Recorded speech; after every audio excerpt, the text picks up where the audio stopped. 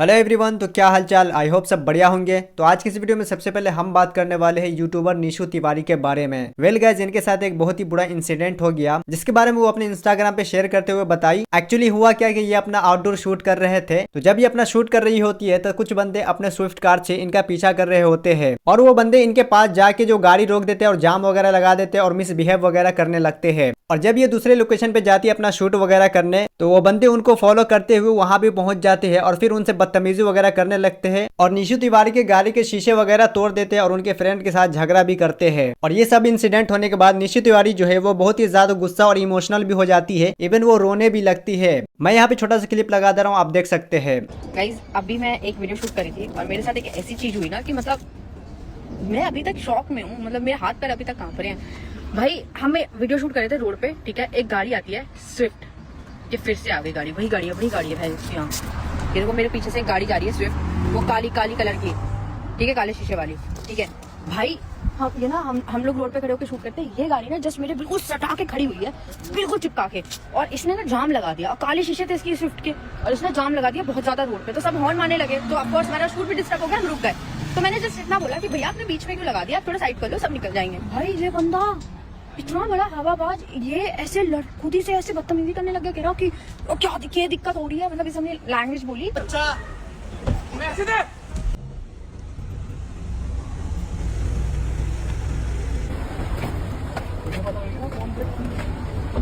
वो तो सीसीटीवी कैमरे से निकाल नंबर आ गया। मैंने जिन लड़कों की बात करी थी ना, वो भी दोबारा आए थे, ठीक है। उन्होंने यहाँ पे मारपीट करी और मेरी पूरी गाड़ी भी तोड़ दी। मैंने उनको कुछ भी नहीं बोला था, नॉट इवन सिंगल वर्ड, ठीक है। वो सुबह से मुझे ट्रैक दे रहे थे, सुबह से। और मेरे फ्रेंड को भी बहुत मारा। मेरे ऊपर दिल्ली जैसे शहर में, राजधानी में दिन दहाड़े हुआ है। मेरी गलती बस इतनी है कि मैं एक यूट्यूबर हूँ और मैं अपना काम कर रही थी।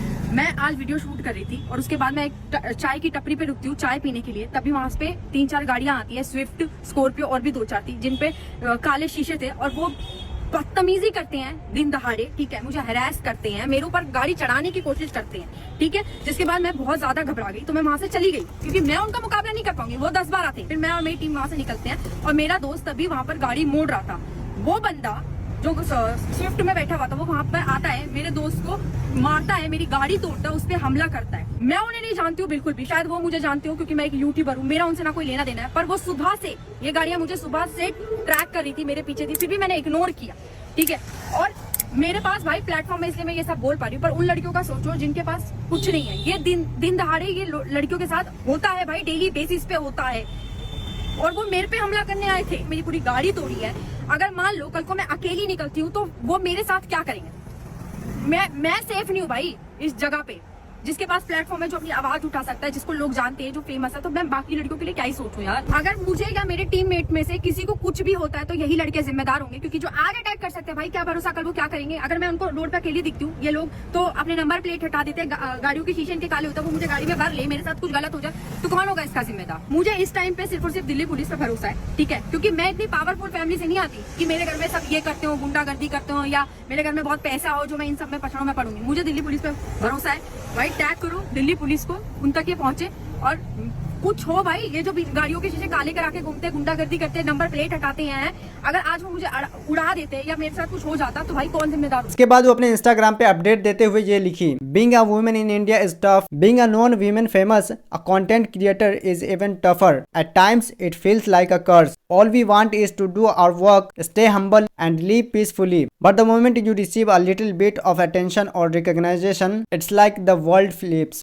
On the streets, success doesn't earn you respect, it invites stars, whistles and men trying anything just to get a reaction from you. The scariest part, the system that's supposed to protect us, the laws, the authorities, the structure we trust, ends up being either absent, broken or indifferent. When you are in trouble, you realize you are alone, and if you want to survive, you have to accept this cruel reality. Hey everyone, right now I'm not in a good place. So many of you have messaged me, checked in and given me hope. I'm truly grateful for that, but I haven't been able to reply and I'm really sorry. Mentally I'm feeling drained and traumatized. I have never felt this hopeless before. What happened yesterday was a huge shock for me. I'm not someone who gets into fight or controversies for attention. I have worked hard to reach here, coming from a small place and building everything on my own. But now people have started showing their jealousy in the worst ways. A lot of you asked why I took the video down. It's because I didn't get any security, only threats, and when you don't feel safe in your own home, your own space, or even at the police station, there's no worse feeling than that. I just need some time for myself right now. Thank you for being here. I'll be back soon. I also request you not to circulate any video related to the incident as there is no benefit of that now. बाकी आप लोग क्या सोचते हैं इसके बारे में comment में जरूर बताना। बढ़ते अगले अपडेट की और हम बात करते हैं कुणाल कामरा के बारे में। तो आपको पता ही होगा कुणाल कामरा को लेकर अभी क्या सब कंट्रोवर्सी वगैरह चल रहा है, और जिस वजह से कुणाल कामरा की ये कंट्रोवर्सी स्टार्ट हुआ नया भारत, उस वीडियो को टी सीरीज ने कॉपीराइट मार के ब्लॉक कर दिया। क्यों? क्योंकि जो पैरोडी गाना कुणाल कामरा ने गाया था उस वीडियो में, उस गाने का जो लेवल है उसका राइट्स जो वो टी सीरीज के पास है। इसी को लेकर कुणाल कामरा ने ट्वीट करते हुए ये लिखे, hello T series, stop being a stooge, parody and satire comes under fair use legally, I haven't used the lyrics or the original instrumental of the song. If you take this video down, every cover song dance video can be taken down. Creators, please take a note of it. Having said that, every monopoly in India is nothing short of media, so please watch, download this special before it's taken down. For your information, T series I stay in Tamil Nadu. Basically वो कहना चाहते हैं कि मैंने जो use किया है वो फेयर यूज के अंदर आता है और वो लीगल है, और अगर तुम्हें कॉपीराइट मारना, ब्लॉक ही करना है तो तुम सारे कवर सॉन्ग और कवर डांस जो है उन सबको भी डिलीट करो, टेक डाउन करो। इसी से रिलेटेड हम बात करते हैं तो मुंबई पुलिस ने कुणाल कामरा को सेकंड समन भेजा और उनको बुलाया पूछताछ के लिए, लेकिन वो हाजिर नहीं हो पाए। और उसके बाद हमें ये न्यूज देखने को मिला है मद्रास हाई कोर्ट की तरफ से जो है कुणाल कामरा को एंटीसिपेटरी बेल मिल चुका है, जो कि शिवसेना विधायक मुरजी पटेल ने कुणाल कामरा के खिलाफ केस दर्ज कराया था। और उसके बाद खार पुलिस स्टेशन में 3 और केस फाइल हो गया कुणाल कामरा के against allegedly controversial remark on Maharashtra deputy CM minister Eknath Shinde. बढ़ते इसी से रिलेटेड और हम बात करते हैं ध्रुव राठी के बारे में। तो ध्रुव राठी जो कुणाल कामरा के ऊपर एक डेडिकेटेड वीडियो बनाया और उस वीडियो में वो काफी सारी चीजों के बारे में बात की। वो बीजेपी और शिवसेना के लीडर्स और जो उनके लोगों को जो है ट्रोल वगैरह भी करते हैं और वो इससे रिलेटेड एक मैसेज भी देते हैं। बाकी वो क्या कहते हैं एक छोटा सा क्लिप यहाँ पे आप देख सकते हैं। लेकिन फिर कभी एक कार्टून से डर जाते हैं तो कभी सिर्फ मोदी हटाओ देश बचाओ के पोस्टर से। ऐसे देश नहीं चल सकता। हम सब लोगों को ये बात समझनी होगी कि ये नेता लोग देश के मैनेजर हैं, कोई राजा नहीं। इन्हें अपने इलाके को मैनेज करने के लिए चुना गया है और जनता ने इन्हें चुना है, तो जनता के पास अधिकार है इनका मजाक बनाने का भी। राहुल गांधी का सपना है कि वो बीजेपी को हराए। वो बीजेपी को हरा सकता है, सिर्फ एक तरीका है, उसे खुद बीजेपी ज्वाइन करनी पड़ेगी। इस गुंडागर्दी से लड़ने का एक तरीका है ऐसे मजाक को नॉर्मलाइज करना समाज में। इसलिए मैं कहूंगा जाओ सभी पार्टियों के नेताओं का खूब मजाक उड़ाओ, चाहे पैरोडी सॉन्ग बनाओ या सटायर करो, कार्टून बनाओ या मीम्स बनाओ, शेयर करो इन्हें सोशल मीडिया पर #RightToJoke के साथ। और याद रखना मजाक कैसी चीजों पर किया जाता है, इसकी बात मैंने इंडियाज गॉट लेटेंट कंट्रोवर्सी वाले वीडियो में करी थी। किसी के परिवार का मजाक मत उड़ाओ, परिवारवाद का मजाक उड़ाओ। बेरोजगार का मजाक मत उड़ाओ, बेरोजगारी पर मजाक बनाओ। जोक मारो अपने से ऊपर ताकतवर लोगों पर, ना कि अपने से नीचे बेसहाय लोगों पर। जोक मारो उनकी पेट्रियार्की पे जो ना माने नारी की बात। जोक मारो अंधविश्वासों पे जो ले आए अंधकार की राह। यही लोकतंत्र है। अपने फेवरेट पॉलिटिशियन के चमचे मत बनो, उनके खिलाफ मजाक सहना सीखो। याद रखो असली ताकत जनता की एकता में है। तो चलिए बढ़ते अगले अपडेट की और हम बात करते हैं रणवीर अलाहाबादिया के बारे में। तो इंडियाज गॉट लेटेंट कंट्रोवर्सी के बाद जो है रणवीर अलाहाबादिया वो अपने सोशल मीडिया पे कुछ भी पोस्ट नहीं किए, नहीं फोटो, नहीं वीडियोस वगैरह कुछ भी नहीं। लेकिन अब फाइनली उनका कमबैक हो गया। तो उन्होंने अपने इंस्टाग्राम पे कुछ फोटोज अपलोड करते हुए ये लिखे, thank you to my loved ones, thank you universe, a new blessed chapter begins, rebirth. और वो अपने और अपनी टीम की कुछ फोटोज वगैरह भी अपलोड किए और वो एक वीडियो भी अपलोड करते हैं जिसमें वो बात करते हैं अपने बारे में और अपने कंट्रोवर्सीज वगैरह के बारे में। और वो कहते हैं कि उन्होंने जो भी गलती की वो कभी दोबारा नहीं दोहराएंगे और वो पहले से भी ज्यादा रिस्पॉन्सिबल होकर वो कंटेंट क्रिएट करेंगे। और वो अपने ऑडियंस से सॉरी भी कहते हैं और वो उनसे सपोर्ट भी मांगते हैं क्योंकि वो सारा चीज रीस्टार्ट करने जा रहे हैं फिर से। बाकी वो क्या कहते हैं मैं यहाँ पे एक छोटा सा क्लिप लगा दे रहा हूँ, आप देख सकते हैं। पहले तो ये कहना चाहूंगा कि सारे सपोर्टर्स को, सारे वेल विशर्स को थैंक यू। आपके पॉजिटिव मैसेजेस ने मुझे और मेरे पूरे परिवार को बहुत ज्यादा हेल्प किया क्योंकि ये फेस बहुत मुश्किल था। खुलेआम ऐसे वायलेंट थ्रेट्स, इतना ज्यादा ऑनलाइन हेट्रेड, इतने सारे मीडिया आर्टिकल्स, इतना कुछ देखा और उस सब के बीच आपके डीएम्स ने हमें बहुत सपोर्ट किया। जितने टीआरएस के गेस्ट्स ने रीच आउट करा, actors, cricketers, bureaucrats, business professionals, उन सारों को भी थैंक यू। जिंदगी के सबसे लो मोमेंट्स में आपको ये पता चलता है कि आपके रास्ते में सिर्फ सफलता आपके साथ नहीं चलेगी, आपको फेलियर का सामना करना होगा। इसलिए आज मैं बस दिल की बातें आपके सामने पेश करूंगा, स्पेशली उन लोगों के लिए जिन्होंने इतने सालों तक हमें हेल्प किया है। हर हफ्ते 2-3 वीडियो रिलीज किए हैं पिछले 10 सालों से ब्रेक लिए बिना। एक फोर्स्ड ब्रेक मिल गई ठहराव के साथ जीना सीखा। ये जाना है कि इतने सारे भारतीय हमें परिवार का एक सदस्य मानते हैं, इतने सारे लोग मुझे बेटा मानते हैं, इतने सारे लोग मुझे एक भाई मानते हैं। मेनली उन सारों को सॉरी। आने वाले 10, 20, 30 सालों में जब तक भी कंटेंट क्रिएट करूंगा, ज्यादा रिस्पॉन्सिबिलिटी के साथ मैं कंटेंट क्रिएट करूंगा। ये मेरा वादा है आपसे। मैं ये समझाऊं कि मेरे शोल्डर्स पर कितनी बड़ी रिस्पॉन्सिबिलिटी है। आप अगर मुझे परिवार का सदस्य मानते हो, ये सबसे बड़ी रिस्पॉन्सिबिलिटी होती है। इतने सारे बच्चे भी हमारा शो देखते हैं। ऑब्वियसली गोइंग फॉरवर्ड मैं बहुत ज़्यादा रिस्पॉन्सिबिलिटी के साथ मेरा वर्क कैरी ऑन करूंगा। I have responsibility towards you. तो बाकी आप लोग क्या सोचते हैं इसके बारे में कमेंट में जरूर बताना। इसी से रिलेटेड हम बात करते हैं समय रैना के बारे में। तो आप लोग को भी पता होगा समय रैना भी महाराष्ट्र साइबर सेल आए थे अपना स्टेटमेंट वगैरह रिकॉर्ड कराने, उनको समन भेजा गया था इस वजह से। लेकिन उसके बाद उनको जो दोबारा स्पॉट किया गया महाराष्ट्र साइबर सेल ऑफिस के पास, और वो बहुत ही ज्यादा डिप्रेस्ड और सैड नजर आते हैं। बाकी आप यहाँ पे देख सकते हैं।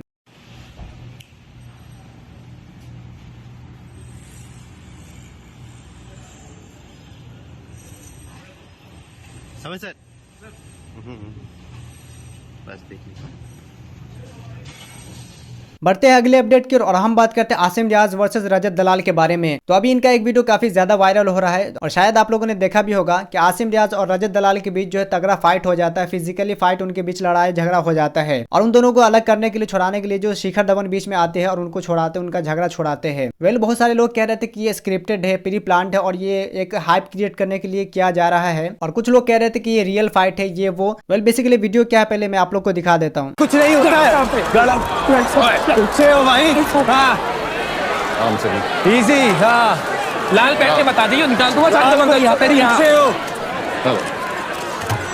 तो इसी से रिलेटेड एक अपडेट है कि ये जो फाइट हुआ था इन दोनों के बीच, जो कि एक शो है जिसका नाम है बैटल ग्राउंड, जिसका हाइप क्रिएट करने के लिए ये सब किया गया था, जिसमें Abhishek Malhan as a mentor for Delhi dominators है, रूबीना दिलाक मुंबई स्ट्राइकर्स है, आसिम रियाज यूपी दबंग से और रजत दलाल हरियाणा बुल्स है। शिखर धवन जो है super mentor of the show है। तो आप लोग देख सकते हो कोई भी शो आने से पहले उनका हाइप क्रिएट किया जाता है और फेक फाइट वगैरह भी होता है। बाकी आप लोग क्या सोचते हैं इसके बारे में कमेंट में जरूर बताना। बढ़ते हैं अगले अपडेट की ओर और हम बात करते हैं मुनव्वर फारूकी के बारे में। तो मुनव्वर फारूकी रिक्वेस्ट करते हैं मेरठ पुलिस और अथॉरिटीज से। बेसिकली क्या है कि ईद आने वाला है और ईद को लेकर जो लोग रोड पे नमाज पढ़ते हैं उस चीज को लेकर मेरठ पुलिस एक गाइडलाइंस लाए कि ईद की नमाज जो है रोड पे नहीं पढ़ी जाएगी और जो भी रोड पे नमाज वगैरह पढ़ेगा उसका लाइसेंस पासपोर्ट वगैरह जो कैंसिल कर दिया जाएगा। इस चीज को लेकर मुनव्वर फारूकी बिल्कुल भी खुश नहीं है। और सिर्फ मुनव्वर फारूकी ही क्या, कोई भी खुश नहीं है भाई। और भी सारे फेस्टिवल तो होते हैं ना रोड पे, तो उनके लिए ये गाइडलाइंस क्यों नहीं लागू होता है। और मुनव्वर फारूकी का कहना है कि भाई कोई जानबूझ के रोड पे नमाज नहीं पढ़ता, नमाज जो है मस्जिद में ही होती है। मस्जिद में जगह फुल हो जाने के बाद जो है लोग रोड पे नमाज पढ़ते हैं। बाकी इस चीज के बारे में वो क्या कहते हैं यहाँ आप देख सकते हैं। सो हाय दोस्तों, ये कोई पॉलिटिकल वीडियो नहीं है, ना कोई क्रिटिसिज्म है, ये बस एक नॉर्मल दिल की बात है। कल मैंने न्यूज में पढ़ा मेरठ पुलिस ने कहा है कि ईद की नमाज रास्ते पे कोई पढ़ेगा तो उसको सजा मिलेगी, उसका पासपोर्ट ड्राइविंग लाइसेंस छीन लिया जाएगा कि नमाज नहीं पढ़ सकते। तो फेस्टिवल्स तो रास्ते पे ही हमने मनाए ना, हमने सबने। और हमारा हिंदुस्तान इतना खूबसूरत क्यों है? हमारे त्योहारों की वजह से, फेस्टिवल्स की वजह से, खाना हो, कलर्स हो, एवरीथिंग। हमारी तो फेवरेट टीमें होती थी जन्माष्टमी पे कि चेंबूर की टीम है ना सबसे बेस्ट है, ऊपर जाके हांडी तोड़ के आते लड़के। दादर में सबसे ऊंची हांडी लगती है। मुंबई पुलिस, शुक्रिया, थैंक यू मुंबई सरकार पुलिस, क्योंकि पायदुनी पे सालों से हमीदिया मस्जिद पे तरावी होती है बाहर पूरा रमजान 30 दिन तक। और वही उसके हमीदिया मस्जिद के बाजू में बम्बा देवी मंदिर की आरती भी उसी सड़क पे होती है और हम तो बचपन से देखते हुए आए। तो यही पुलिस से, मेरठ पुलिस से मेरा ये है कि प्लीज इससे तनाव पैदा होता है, थोड़ा रिकंसीडर कीजिए इस चीज को, है ना। कोई पॉलिटिकल रैली होती है, कहाँ होती है? सड़कों पे होती है। कोई वीआईपी आता है तो कौन सी सड़कें ब्लॉक होती है? हमारी सड़कें ब्लॉक होती है ना। तो और ये तो भारत के नागरिक का अधिकार भी हुआ ना कि उसका फेस्टिवल है। कुछ लोग कहेंगे कि यार नमाज मस्जिद में पढ़ो, रास्ते पे क्यों पढ़ते हो? नमाज ऐसे कोई रोड पे गाड़ी रोक के नमाज पढ़ना नहीं शुरू करता है, मस्जिद में ही नमाज होती है। लेकिन ईद की नमाज जो होती है छुट्टी का दिन है, सुबह 8 बजे का 7 बजे का टाइम है, किसी को तकलीफ नहीं होती है। प्लस वो मस्जिद में ही होती है। जब मस्जिद फुल हो जाती है, इतने सारे लोग एक साथ नमाज पढ़ने जाते हैं, तो जब फुल हो जाती है उसके बाद एक्सटेंड होते होते गेट तक आते हैं और फिर रास्ते पे प्रबंध होता है आधे घंटा नमाज पढ़ने का। तो यही था। और ये तो हक हुआ ना, अधिकार ही हुआ सबका, सालों से चला आ रहा है, तो ये करने दिया जाए। हमारे शहीद देखो, सुखदेव, राजगुरु, शहीद भगत सिंह, शहीद अशफाक, फिर हमारे बाबा साहेब आम्बेडकर हो, या स्वामी विवेकानंद हो, सब ने ना अपने हक के लिए ही लड़ा है। मतलब उनकी पूरी जिंदगी गुजरी है ना वो हक बात करते हुए गुजरी, क्या हक चाहिए, है ना। तो मुझे लगता है इबादत करना सबका हक है, अपना अपना फेस्टिवल एंजॉय करना सबका हक है। तो अथॉरिटीज जो है या पुलिस जो भी है, जो भी है, प्लीज रिकंसिडर कीजिए इस चीज को। हमारे डोंगरी पे ना ईद की नमाज के बाद पुलिस फूल देती है कि ये लो, सबको गुलाब ऐसा लाइन से लगा के, और हम वही रास्ते पे नमाज पढ़ते हैं। तो प्यार बढ़ाना बहुत जरूरी है ना। तो प्लीज ऐसी इस तरह की चीजें ना लाइए जिससे तनाव पैदा हो, है ना। और मेरे सारे जो मुस्लिम भाई जो देख रहे हैं उनसे भी रिक्वेस्ट है कि देखो नमाज सुकून से पढ़ने मिले तो ठीक है, अगर नहीं पढ़ने मिले तो कोई बात नहीं, मस्जिद में कहीं भी जगह ढूंढ लेना, रास्ते में मत पढ़ना, और दुआ करना कि हालात बेहतर हो जाए, है ना। क्योंकि बोलते हैं ना कि उपलब्धियां जैसे तारीख में लिखी जाती है, जुल्म भी तारीख में लिखा जाता है, और हमारा देश अब उस तरफ नहीं जाना चाहिए, कभी नहीं जाना चाहिए, है ना।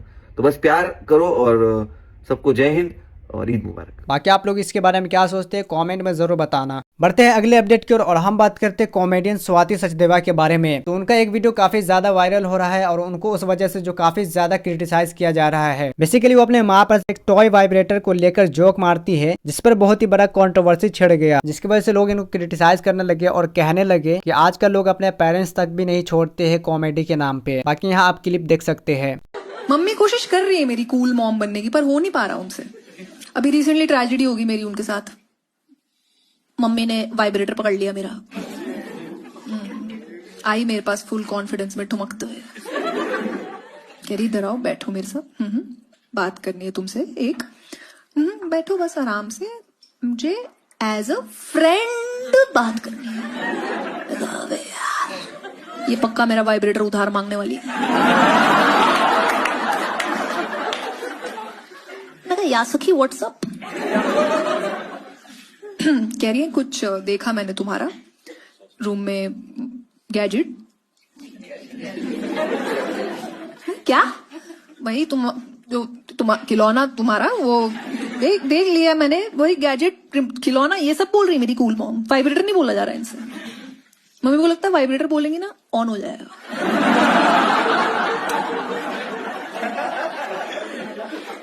तुम समझ गई हो मैं क्या कह रही हूं, तो बता दो कि वो तुम्हारा ही है।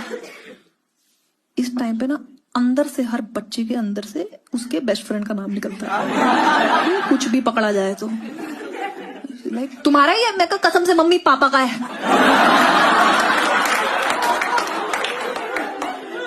तेरी बकवास मत कर, मुझे पता उनकी चॉइस।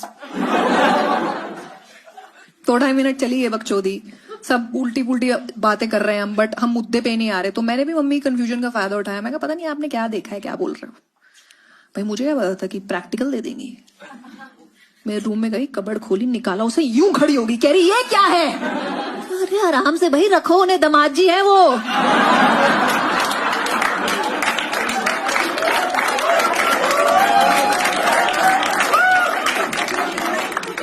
मम्मी बौखलाई, यूं बेड पे फेंका उसे, वो लोट पटाते हुए गए एकदम दामाद जी बेड पे, ऑन हो गए। मम्मी पैनिक, कह रही बंद कर इसको। मैं कहा अब तो यूज करना पड़ेगा, नहीं तो अपशगुन होता है। दामाद जी है भाई जो मेरी माँ ने ऐसी तैसी करी है मेरी। कह रही तुम्हें शर्म नहीं आती, ये सब कर रहे हो तुम घर में। तो बाहर थोड़ी ना अच्छा लगता है ये सब। तो आप लोग इसके बारे में क्या कहना चाहते हैं कमेंट में जरूर बताना। बढ़ते हैं अगले अपडेट की ओर और हम बात करते हैं डेविड वार्नर के बारे में। तो आप लोग को पता होगा तेलुगु फिल्म रॉबिन हुड से ये अपना इंडियन सिनेमा में डेब्यू करने वाले हैं, और ये इस फिल्म के लिए कितना फीस ले रही है ये सुनकर आप भी शॉक्ड हो जाओगे। अकॉर्डिंग टू रिपोर्ट्स फिल्म में उनका रोल सिर्फ 2 मिनट 50 सेकंड का है, और जिसे शूट करने के लिए उन्हें सिर्फ 2 दिन लगा, और 2 मिनट 50 सेकंड का कैमियो करने के लिए उन्होंने 3 करोड़ रुपए चार्ज किए। तो आज की इस वीडियो में बस इतना ही, मिलते हैं अगले वीडियो में। वीडियो पसंद आता है वीडियो को लाइक करके चैनल को सब्सक्राइब कर देना। Thank you so much for watching this video.